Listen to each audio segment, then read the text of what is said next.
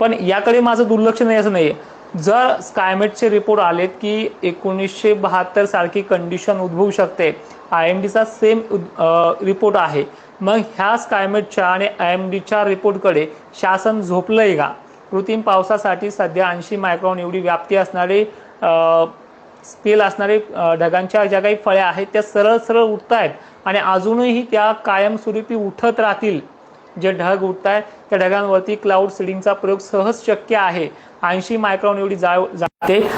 त्या ढगांची स्पेल ज्या आहेत, त्या ढगांच्या फळ्या ज्या आहेत त्या सर्रासपणे दुष्काळग्रस्त भागामध्ये उपलब्ध आहेत. मग त्यावरती हा प्रयोग का केला जात नाहीये? मग मला एक म्हणायचं, ज्यावेळेस जुलैच्या दुसऱ्या आठवड्यामध्ये तो एक गॅप होता, त्यावेळेसही विचार नाही केला, त्यावेळेसही सुपर अल्निनोचे रिपोर्ट दिले होते. त्यानंतर पुढील काळामध्ये सुद्धा, म्हणजे आताच्या काळामध्ये 18-19 जे वातावरण फाकत चाललंय, यामध्ये ढगांचे स्पेल देखील वाढत चालले. मग यावरती सुपर अल्निनोच्या काळात सुद्धा तुम्ही कुठला निर्णय घेताय? किंवा हे स्कायमेटचे रिपोर्ट किंवा IMDचे रिपोर्ट सांगतात की खरंच एवढी भयानक परिस्थिती आणि तसं दिसतंय सुद्धा.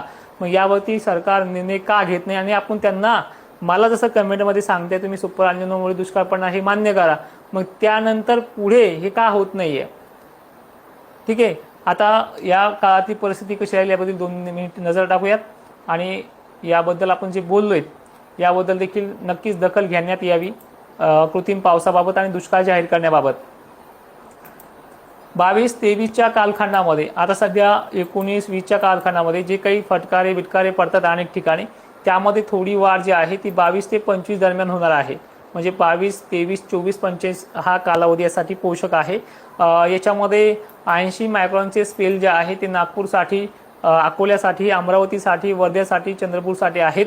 त्यानंतर 23 तारखेचे स्पेल जे आहे ते भोकरदन, जाफराबाद, कन्नड, सिल्लोड, धुळे जिल्ह्याच्या काही पूर्वेकडील भागामध्ये आणि बुरहानपूर मार्गे असल्यामुळे थोडे खामगाव, बुलढाणा जिल्ह्यामध्ये हे 22-23 ऑगस्टचे स्पेल राहतील. त्यानंतर याच्यामध्ये कन्नड, सिल्लोडचा देखील भाग आहे. 24 तारखेला हे स्पेल छत्रपती संभाजीनगर, जालनामध्ये काही ठिकाणी असतील आणि त्या 24 तारखेला संध्याकाळी नांदेड वगैरे भागात असेल. 25 तारखेला ह्या ढगांच्या गर्दीमध्ये आणखीन दुप्पट वाढ होईल, म्हणजे थोडी गरमीची लेवल्स वाढणार आहे.